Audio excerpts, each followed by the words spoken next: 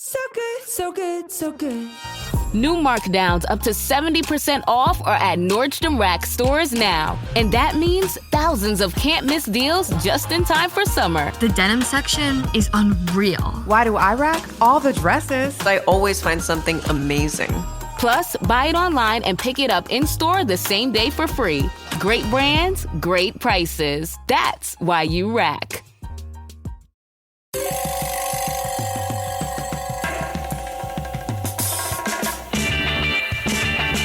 This is Cop Talk, talking crime, cases, and backing the blue. Now, here are your hosts, Captain Ed Mehmet and Detective Kevin Schroeder. Hello, everyone, and welcome to another episode of Cop Talk. My name is Kevin Schroeder. I'm a retired NYPD detective, and I'm here with my co-host, retired captain of the NYPD, Ed Mamet. Ed, say hello. Hello, WABC listeners. I'm glad to be here again once more for a Cop Talk episode. So today we're very fortunate to have two guests, two very special guests. One is a personal friend of mine. We know each other about 20 years. He's a famous New York Ranger, number 10, Ron Duguay. Say hello, Ron. Yeah, hi, Kevin. Good to be with you. Both of you. Good to be with you. And we also have, very fortunate to have along with us, Sarah Palin, who was a candidate for Vice President of the United States of America, former Alaska governor, and very pro-law enforcement and very pro-military. And hopefully she'll be, at some capacity, will possibly run in the next 2024 at some point. So welcome, Sarah. Thank you so much. It's an honor, you guys. I really respect what you do, and I have to add, you're a lot of fun also. Being able to be with you at a couple of events, and I saw that side of you, and I appreciate it.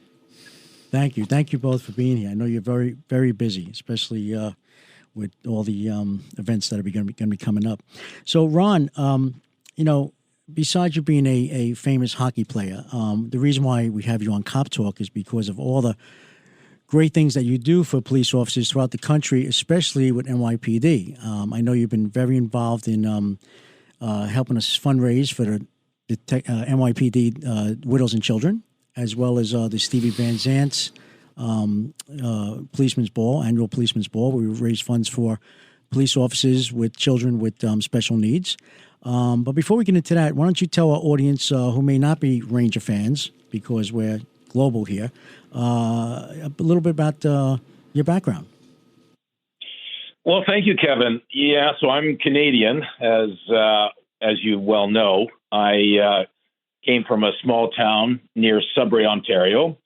Got drafted by the New York Rangers, and my career started in 1977 as a New York Ranger. I was a first-round pick, and I had the opportunity to be a starter. So in 1977, there was in New York City playing Madison Square Garden and wearing the Ranger jersey, and I got to wear and the number that I really most prefer, that is number 10.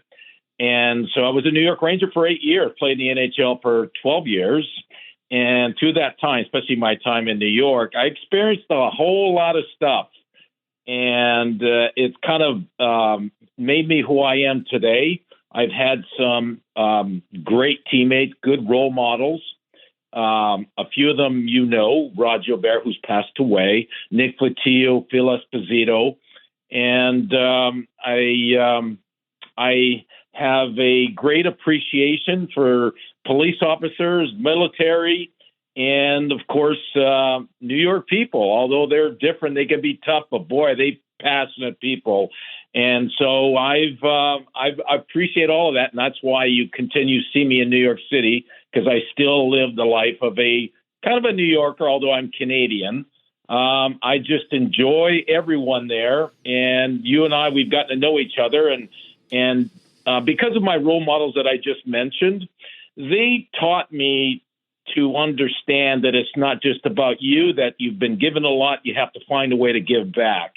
And so I find ways to give back. And Rod Gilbert was a great role model for me. And that's where I think eventually Kevin and you and I met. And so I love sharing and helping and making a difference, raising funds, whatever it might be. Yes, Hey, Ron, is that where your your drive to be the best came from? Well, it goes back to your roots, right? Your family, your friends, your parents, and I think my dad was. My mom is very quiet. She's still alive. My dad passed away, but my dad was a very kind of a serious man when it came to being the best that you can be. I mean, he helped me because he was a bodybuilder, weightlifter, and so as an athlete, he was able to help me understand that. In anything you do, preparation and mindset is really important because there's so many people, no matter what you're doing, there's others competing for that same job. And so being prepared, working hard, having some fire in your belly that gets you to want to win and be good. And so I think my dad was a good role model that way. But also once I got to New York, I had guys like Phil Esposito, Rod Gilbert, Hall of Famers. And you get to see them on a daily basis on how they perform and how they prepare. Of course, we all like to have fun, and that's okay. That's the balance. But it's a daily mindset. Yeah, yes. And Ron, how we met, exactly, it was Rod Gilbert, may he rest in peace, and also Nick Fatiu. When we met 20 years ago, it was the three of us. We met, I believe, at Bryant Park. And next thing I know, we all became good friends, and you guys were doing some great fundraising for the NYPD, which is, we really always appreciate that. Thank you. And yeah, well, Kevin, you're easy to be a good friend with because you're a very likable guy. I know I've not seen the police officer side out of you, but I'm sure that when you have to, you are that guy. So, but you're a very likable guy, and that's what I like. I appreciate being around you. Yes. And by the way, of course, Sarah's on our show. So how did you folks meet? Sarah, do you want to answer that, or should I? No, because we have two different versions. You go ahead. Yeah. Well, I'll take the lead on this because I actually took the lead in us meeting. Social media nowadays, it's easy to say hi and reach out, and that's kind of how it started. I just reached out and said hi, and I got a response back, and we talked for a while, and then eventually we thought we'd like to meet, and we ended up meeting at an event that Sarah was doing in Arizona, and I think that's almost a year and a half ago, and so it was, I don't know if Sarah would add any more than that, but that's kind of how it went. Okay. Well, yeah, and we ended up meeting each other in person, though, at a hockey game, which I thought was so appropriate. And one of my criteria was before I met anybody, wanted to talk to anybody, I knew that they had to have a competitive bone in their body. They had to be athletic. And holy moly, I found the most athletic guy in America. And it's as Ron's speaking to you as a guest, I could just sit here and listen to him all day long because he has the cool stories about New York City and even a lot of encounters with the police officers there. So one of these days, you guys, you should have him on as a guest solely, just so he can share some of those stories especially from back in the day. There were some wild times, but healthy and good too. Absolutely, Sarah. Where did you get the fire in your belly? I mean, you're fantastic. I mean, it's like you get up in the morning and you have all this energy and you do great work and God's work and just where does it come from? Oh, well, thank you. And, here I am in Wasilla, Alaska, which is, is nearly 5,000 miles away from the East Coast. And growing up here in Alaska, it's not ideal conditions. There's some tough conditions. Ron knows that, too. He's been up here where we've had, these storms through winter that take you off the grid for days at a time. He was cooking over a fireplace and trying to watch his New York Rangers games on a little tiny cell phone because we had no power. So the conditions aren't real easy. So just inherently you have within you, in order to survive and thrive up here, you have to have a toughness and an independence within you. You have to be pretty self-reliant. And my parents moved up here to teach school and to coach. and I've lived here all my life. Part of that coaching that my parents did really instilled in me too a love of healthy competition and of self-determination and self-discipline and drive. Sports had a lot to do with who I am today, and so a combination of that Alaskan lifestyle and competitiveness within me has that's contributed to a sense of determination, determined to just be out there trying to do my best and to empower other people to do their best. Ultimately, it means helping one another through challenges. And gosh, look what's going on in our country today, overwhelming challenges. So we all need to be pulling our weight and helping each other and, getting through some of this stuff, because these are some bizarre times. Yes. Ed? Ron, how did you get involved with supporting law enforcement in the way you do? Well, it was Kevin, and it was easy for me because of the respect that I have for police and the military. I grew up with that, and I grew up with a healthy respect and also a fear for the police officers, as we should behave. And so as examples, I had my parents, my dad, and I saw how he behaved. And so I know how tough your jobs are. I mean, I don't know if I can do it. I mean, I can go on the ice and dodge pucks and sticks and we kind of, when I played, it was kind of, we were like gladiators on ice, but I don't know if I can do the job police officer. So that's part of why I really respect it, because it's tough and with all of what you deal with. And so I had this respect and I wanted to help, and I continue to want to help. That's great. And it's tougher than ever.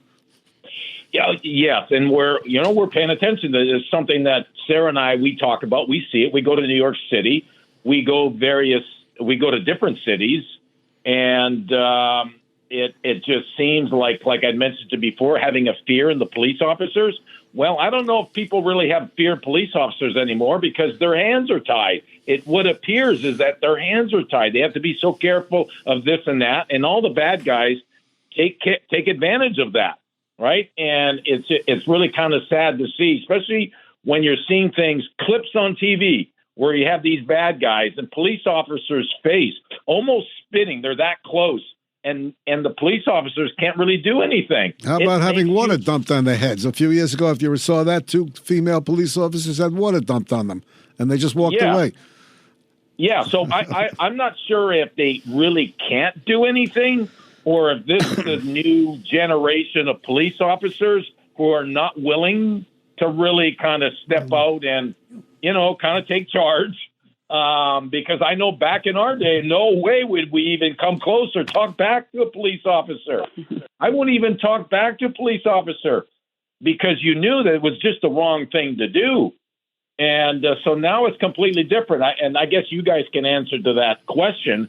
Is it the new generation of police officers, or is it their hands are tied? Well, that leads me to another question. What would you say to these younger cops who have to deal with the hatred today from the defund involvement, cop abolitionist, anarchy, and the like? What would your words be to them to encourage them to stay or come into police work? Well, let me put it this way. When we play hockey, we have rules, and you got to play by the rules. And if someone's a little bit off, by the rules, we go after them. But we got to play by the rules. So I'm not sure in my speaking to them, I would need to know what are the rules of engagement, right? And if they have the green light to step in and essentially grab a few and take a stand and let everyone see you're taking a stand, because I've seen on television other locations, other countries where the police officers have had enough, and they just take people down the way they're allowed to do it, and it just sends a warning, and everyone else pays attention. So I would play by the rules. If you can take your baton out and push someone back, if you can take someone down, put them in handcuffs, take them to jail. If you're allowed to do that, I would do it, because trust me, The bad guys will always, they're paying attention, and they're going to take advantage if they think they can. It's the same thing on the ice. We play hockey, and there's bullies on the ice. Well, until you step up to that bully and take them out, they're going to just keep doing it. And I guess it's kind of similar, a little bit similar to hockey, although we're dodging pucks and sticks, not bullets. That's kind of a big difference. Yes. You know, Ron, let's talk about some charitable activities that you're involved in, like the Rangers Youth Street Hockey Program. I know there's many activities you're involved in regards to fundraising for youth hockey. Can you talk about that? Yeah, well, there's that, and I think probably the most important one is called Garden of Dreams, and that's owner Jim Dolan's baby, and that's where you're really going into communities and helping those in need. And I've done a lot of that in the past, whether I'm going to Queens or the Bronx, just helping those that or maybe haven't had an opportunity to play hockey because hockey's gotten to be so expensive. But just putting some light, some cheer in people's faces and their eyes, and when you do it, you really appreciate it. But Garden of Dreams is they have various programs that they do to help those in need. Yes. Sarah, as former governor of the state of Alaska, the police were under you, as were other agencies, and I'm sure that has had an influence upon Ron's thinking in public service and police work. Would I be correct that you influenced him? Well, he has always done this, though, and it's so admirable that he would put his celebrity status to such good use to help other people. I love that you all, and Ron's a part of it too, that you all help families with kids with special needs. My youngest, he has Down syndrome, and I understand the challenge that a parent, especially a single parent, has in dealing with and trying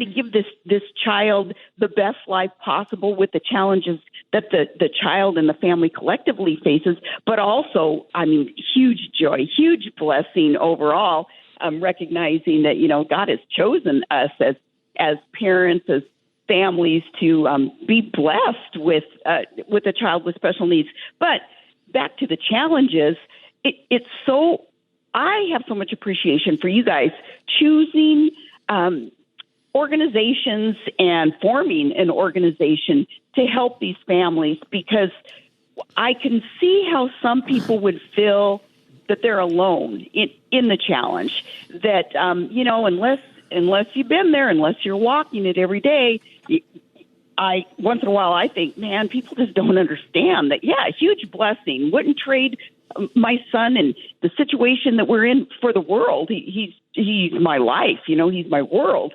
But other families that don't have, say, the support system that I do, because I have all my siblings, I have aunts, uncles, cousins, a big extended family, and everybody helps with my son, especially if I'm traveling or working, needing help. But other families don't have that. So thank you guys, and Ron too, for having a heart for those who are, they're disadvantaged. They, they're the underdogs, and you guys step up and help out these families. And gosh, just personally speaking, I can't tell you how much that's appreciated. I don't know. You probably recall when you were running for vice president, there was some controversy that you had with the Alaska State Police Commissioner, and your assistant was somewhat involved. And what I did is I made a study of that case. And without getting too deeply involved, I wrote an op-ed piece for one of the Alaska newspapers, and your sister Molly contacted me, and I try to help her out. So I do have somewhat of a connection to your family, although indirectly. But I'd like to ask you this. Alaska is so different from many other police agencies around the country. It's like another world. Can you tell us your experience with managing the Alaska State Police and some of the problems they have that are very different from us? One of the things I know is they enforce, I believe, the animal laws. And I remember reading that one of the things is people shoot wolves from helicopters. Is that true? Well, we do have a predator control program that, sometimes we have to, in order to manage species for mankind's use, like the moose and the caribou herds. We have to make sure that predators like wolves are under control, and there's different ways to do that. A lot of people, for some reason, think that I'm out there on some helicopter skid and I'm the one shooting these wolves, and I haven't had to do it, but predator control program. But yes, doesn't this show what a small world we're in too? That here you stepped in and you helped good guys up here in Alaska with the article that you wrote and the research that you had done on. It was a myriad of issues that you had covered, but basically it was how to make sure that there is good management of law enforcement. Yes, it's very unique up here. Now, when I was city mayor and city manager of this town years ago, I had run for city council. Before that, we didn't have a police force in our town, and we relied on the Alaska State Troopers. But of course, they were so busy, they were taxed, and we recognized that as our town started growing, we needed to step up and form our own police department and pay for that police department. So I helped form that, and one of the police chiefs whom I hired, very first day on the job, he had to go figure out how to get this big old black bear off the local bike trail in front of our elementary school here. And he's like, Mayor Palin, I had no idea it was going to be like this. I'm like, yeah, welcome to my world. There's wow. Uniqueness. Now, with the Alaska State Troopers, I'm glad that you point out how unique the situation is up here. Everything is so remote up here, and we're huge. If you superimpose the state of Alaska over the continental U.S., you would see that the state of Alaska's coastlines touch the east coast and the west coast of the continental U.S. We're that big. 2.5 Texases can fit inside of Alaska. So the remoteness, so many communities, villages, you can only get there by airplane. So we have so many pilots up here. It's like everybody's got their own float plane up here, and more private pilots per capita in Alaska than anywhere else. And well, most are actually licensed. Some I question whether they've gone through much training or not. But you get there by a snow machine or a boat or an airplane.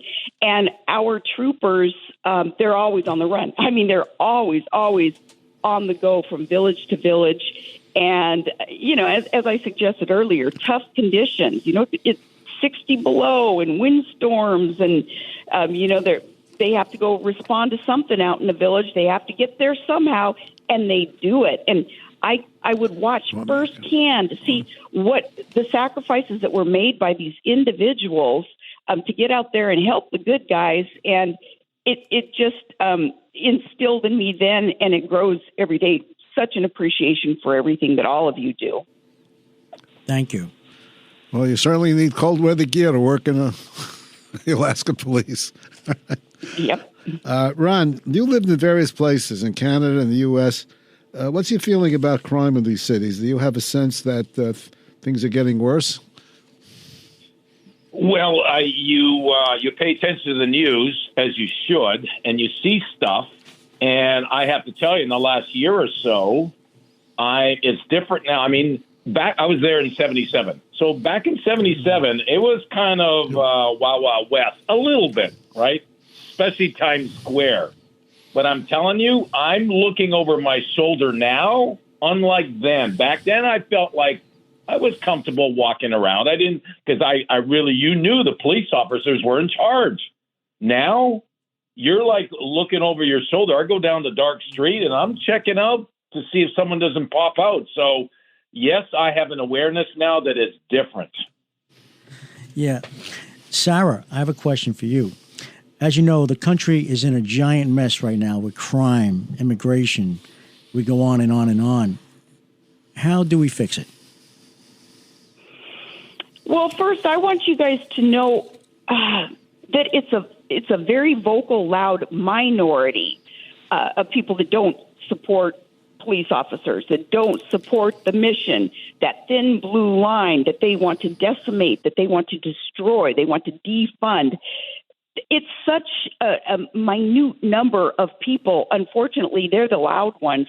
Right. I want to make sure that law enforcement, that collectively, the psyche, the thinking of the group of law enforcement, that they don't get bummed about what's going on and think at all that the sentiment out there in general is anti-police officer, because it's not.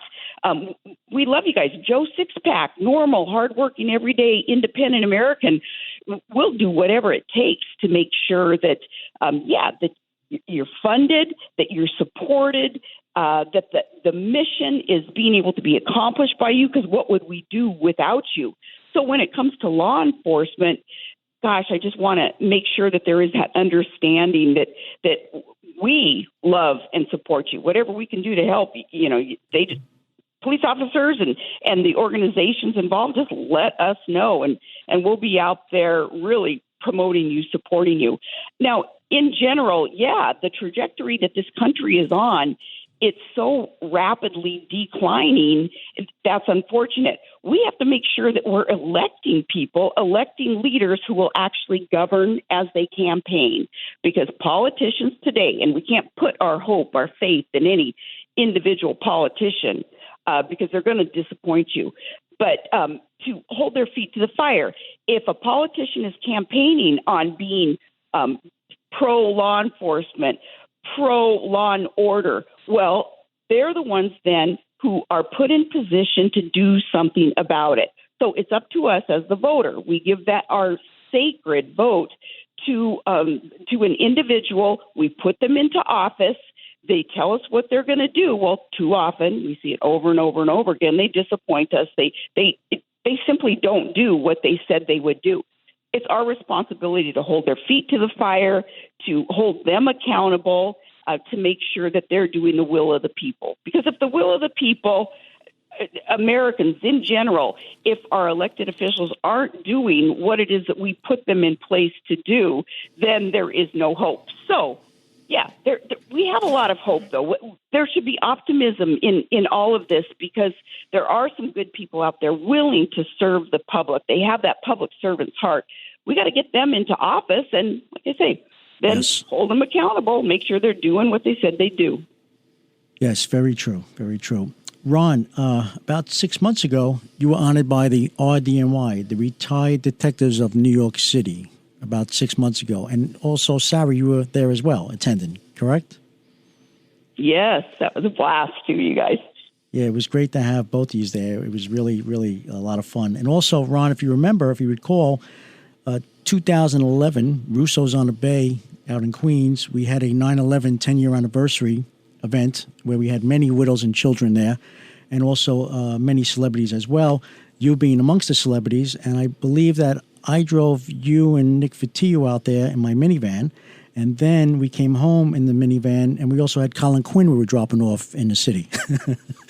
and we had a great conversation. It was a lot of fun. It was a very good conversation driving back from Russo's on the Bay to Manhattan, if you recall that. Yeah. Well, I would just say this. As hockey players, I can tell you that 99.9% of hockey players love police officers. Police officers love hockey, and we appreciate that. And we're almost on the same team, right? Because both of our jobs can be difficult.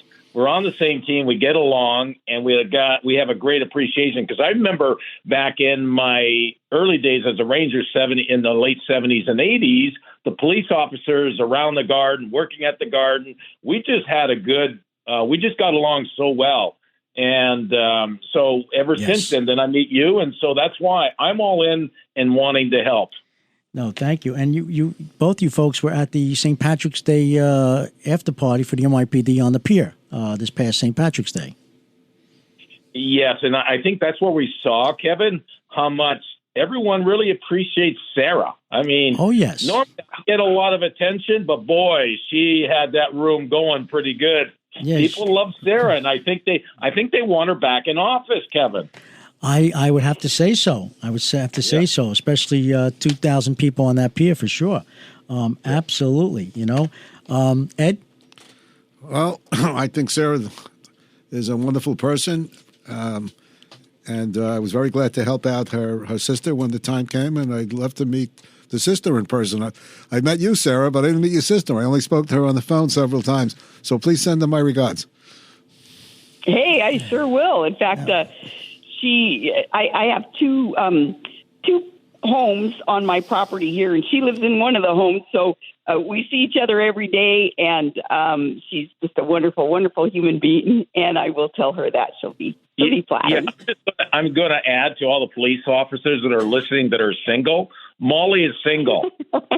Yeah. Oh, okay. Is she as good looking as Sarah? Well, actually, Ed's single. Hey, Ron. My co-host is single. Hey, Ron. Next time you're in New York with Sarah, have Molly come along. I'd like to meet her. Oh, yeah. There we go. We will. So, Sarah, I'm sure everybody wants to hear this question as well as the answer. You have any political plans in the near future? Well, in the present, I'm helping candidates, especially those who are getting ready to run for office.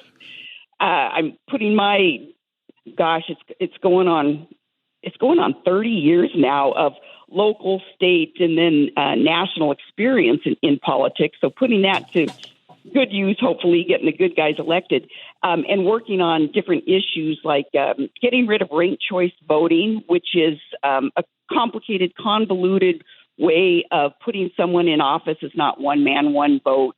It's a socialist, bizarre way of electing people in Alaska. Unfortunately, adopted this system a year ago. And we've gone through one election with ranked choice voting. I was in that election, and there were 50 people running for Congress, and I won. I got the most first place votes, but that wasn't a winner-take-all normal type of election. It was just the first step in a process of elimination. And ultimately, I didn't win the seat under ranked choice voting because the winner actually has to get more second and third place votes than first place votes. Doesn't matter if you get the majority vote. So anyway, it's a bizarre system. I'm trying to get rid of that. Other states are flirting with disaster, flirting with the idea of ranked choice voting. I'm warning these other states, don't do it. You'll regret it. But as for me running for office, I would love to serve. My life is in God's hands, and I seek His will every day for what it is that I'm to do. I feel in my heart and soul and my gut that I'm to be out there helping, and in whatever capacity, I would love to serve again. Yes.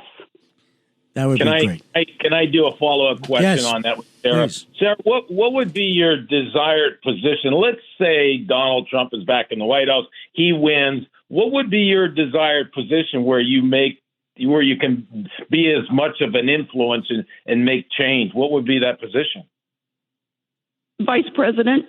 And normal politicians, average politicians, they're not going to be blunt with you like that. They're going to talk around an issue like that and say, "Oh well, whatever, I can do that." No. I would love to be Donald Trump's vice president, and no one's ever asked me that candidly, Ron. So there you go. That's a takeaway for you. Yeah. So I'm going to do another follow-up. Because often you see vice presidents not often doing much of anything. I was just going to say that. Exactly. Yeah, they're just kind of a figurehead, right? So what do you think what kind of relationship would you have with the president saying, okay, I'll accept this, but I need to do this, this, and this? Well, the cool thing about Donald Trump is he's so unconventional, and he's not going to just follow some tradition, because you're right in suggesting that traditionally a vice president hasn't been really tapped into, and it's like, oh gosh, do they just choose their vice presidential running mate just because that person checks a lot of boxes? Well, perhaps that was to my benefit when I ran with Senator John McCain. I evidently checked a lot of boxes and was tapped to run. But no, this go around, if I were blessed with opportunity to serve, my focus would be on our borders. be all about law enforcement. Our borders, without borders, we do not have a country. Look what is happening with that invasion of people. We can't even call this immigration, these millions and millions of people coming over. Immigration is a process of justice and law and order and rules that are followed in order to, in perpetuity, have a civilization, a society that actually works.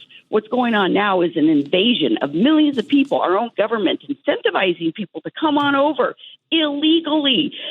The very first step an illegal alien takes in our country is something that is illegal, and we're thus far letting them get away with that.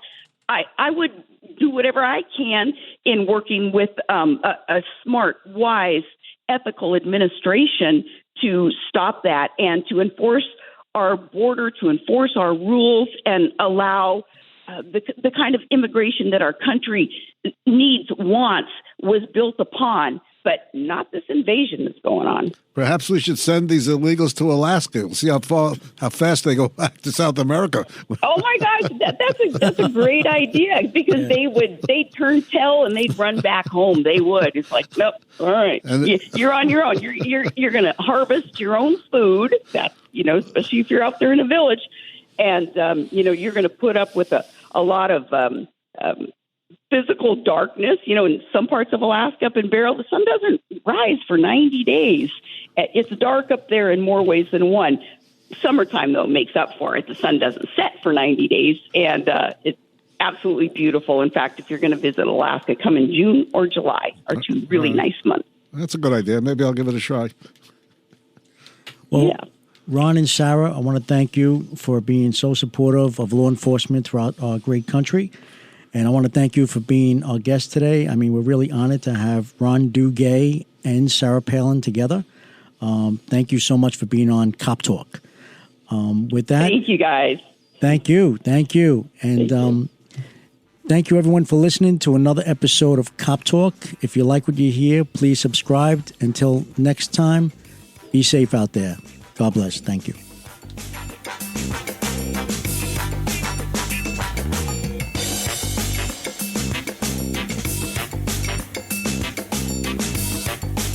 Created a cool indoor retreat. Now let Ultimate Heating and Cooling provide the quiet and energy-efficient comfort you can depend on with a range of innovative cooling solutions like the Carrier Infinity Heat Pump that delivers premium home heating and cooling performance. Learn more at ultimateheatingandcooling.com. You make it a home. Let Ultimate Heating and Cooling make it more comfortable. Rebates, incentives, and financing are available for a limited time. Ultimate Heating and Cooling and Carrier. Turn to the experts.